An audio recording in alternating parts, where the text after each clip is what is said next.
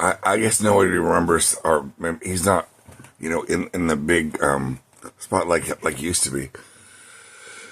The artist Eddie Murphy, I think he's just a genius. I really think he's a genius. Just fantastic. The way he did his take on Mr. Rogers. Yeah, and just this whole it's like a whole kind of like honest kind of American honest. Well, that's what we all do. Diamond Costy calls it a personal mythology, and he takes his family characters and makes them into these like legendary characters. What everybody should do that. It's fantastic. And but I was just okay. I wanted. This is my so that's the context. So my favorite, one of my well, there's a lot. There are a lot of favorites. Like the Klumps. I swear to God, when I saw the Klumps, I actually liked being alone, but I was living alone and I was working as an artist for at that time it was called Verizon or GTE. It was before we bought do you think I'm still there? Before we bought Bell Atlantic, it became Verizon. And I was at the Irving Mall. And the Irving Mall at that time had a tile floor in the hall. And it was harsh. It was like, ooh, it was like saltillo tile floor on your feet. It was kind of harsh. And I'm a sandal boy. And so I'm walking and I go see the Klumps, and I usually get something like a giant Dr. Pepper. And in those days, I was kind of like wandering in and out of fat and unfat. And I was doing all those sedentary job. I had the sedentary job during the day, and then I worked at Barnes & Noble at night. And I worked in music and sometimes the book floor. But anyway, so I went to see when I saw the Klumps, Sherman, my Hercules, my little Sherman, my little Sherman, Sherman, look, Lord me, oh, Lord Jesus, Sherman's getting better, and he plays every character, he plays everybody in the family. You damn right. He plays every character in the family. Oh, love that. And the time when they go to the buffet, the whole family goes to the buffet, and they clean it out. I mean, all of the stainless steel trays in the buffet, I mean, are swept clean. Like, everything's eaten out. And I love that. And I swear to God, after that movie, I watched all of it. Well, of course I did. Well, anyway, oh, this is funny. I was always really poor and very frugal. One time in band camp, no kidding. This one time I brought in, I have this thing for plain seltzer, very unfashionable. Although I will note that in Miranda Priestley's debut movie, Devil Wears Prada, no one really realizes this, but that was in 2006. And in those days, we were still recovering from our national, which I'm out of there now. It's pressure cooker. But in those days, we were recovering from our national obsession, appetite, addiction to Diet Coke. Diet Coke. And it was so great to see Miranda Priestley, Meryl Streep, and that team just suddenly all over the table, have Pellegrino everywhere. And I'll just disclose. Here's off the veil. I like all kinds of sparkling water. Water without flavor. Songu without flavor. Songsucra, Songu with just water with bubbles. I'm down. Topo Chico, Perrier, Pellegrino, Bardot, whatever you want to call it. Gemsa. Okay, anyway, so that to say this. So, I think this was called Surefine. I think it was called Surefine or Sam Walton's or it was like some fancy thing like that. Some generic fancy can of water with bubbles. Honestly, that's what it was. And in those days, I liked to pretend that I was a movie critic. And it was so silly. And it was just fun. It was a fun thing to do. So I put on a baseball cap and I hide in the back seat of the movie theater after I bought my ticket. And also I was also very poor then. I'm still poor now. I don't mind being poor. Who cares? But I used to buy one ticket in the movie theater at the Dollar Theater and start at the early movie and then go from theater to theater all day.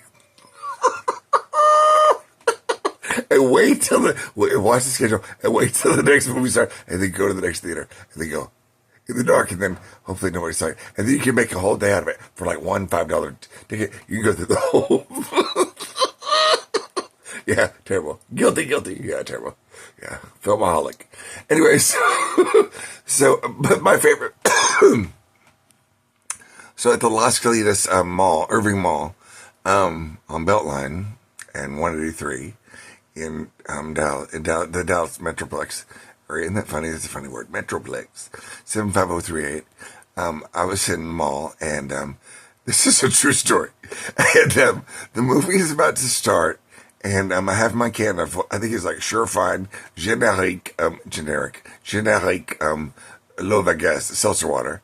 And just after, we'll say, the 20th Century Fox, after that finishes, and there's that little span of silence, little bitty window of silence. You hear me go, it's like, oh, he's got his Coors Light over there. Maybe his Heineken. I was like, oh shit. It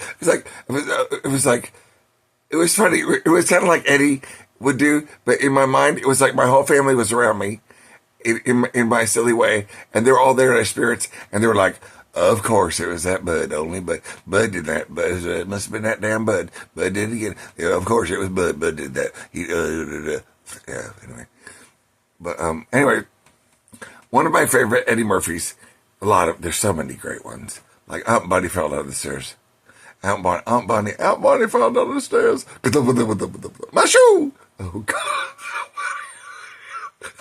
Oh, Lillian. Oh, Lillian. I done fell down the stairs. Aunt Bonnie done fell down the stairs. Again? Ha! Shit. So fucking funny. Shit. My shoe! And here's the microphone. Oh, I'm buddy that fellow says. That's so damn funny. Shit, so funny. So my favorite one of all time, I do these little monologues. Believe it or not, I kid you not. Every morning, as therapy, and it's also just kind of like good. It is therapy. It's kind of like, it's my puppet show against depression. I've been doing it since I was a little kid. It's a defense against profession. That's good too. It's a defense against profession. It's a defense against depression or profession, whichever you prefer. Sometimes I think they're the same thing. Profession and depression, I think they're about the same thing. But I was thinking about this one that I really like because and he uses this little. He's really just so brilliant. But he uses this little kid as himself. And it's the beginning of, I think it's the beginning of Raw. Let's just say you can look it up, Alexa, and verify this fact. That's what your Jeeves is for, or Google Bot, or Google Farthead, or whatever you want. I don't care. Your favorite friendly search engine. You can check my facts. F-A-X, F-A-C-T, F-A-C-T-S. But anyway, beginning of the film, one of Eddie Murphy's concerts.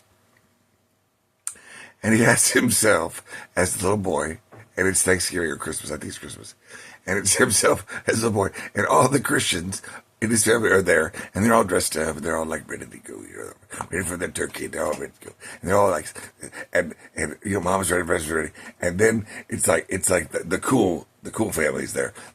There's like four, they're a smaller group, and they're on another couch, and they're in like all like fly attire, and they're all like, yeah, man, yeah. And they're like, oh, yeah, and they're sitting over here, and Eddie Murphy is in front of the tree, little Eddie's in front of the tree, and so we have like, and this is like my family's like the Baptist and the Church of Christ, like that, and the Baptists stay up till midnight, stay up till midnight, stay till noon.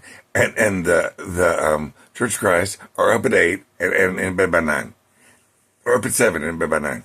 And, but the grandparents stay awake and watch Saturday Night Live. Without fail. Or all the late shows. Anyway, so I can relate to the structure there. in foundation. So he's standing in front of the Christmas tree like this. Eddie's standing in front of the Christmas tree, little Eddie, and this is the story. I love the story. This thing is awkward. Anyway, he says, so there are these two characters. There's a monkey and a donkey.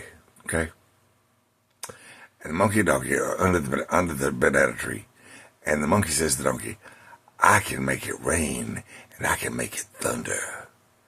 I can change the weather." And the donkey says, "Oh yeah, sure you can, sure." And the monkey says, "Watch me." And he climbs up the tree, starts shaking the tree, and Eddie tells this as a little boy. He says, and he's peeing and doodling and peeing and doodling and shaking the tree over the donkey. And then he comes down, he's like, comes down, to the donkey. And the donkey looks at him and he says, "Oh yeah?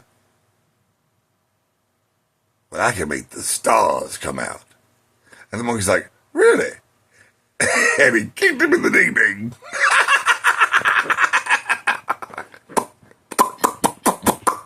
Good one, Eddie. That's your best yet. Honestly, I think the original child is the golden child.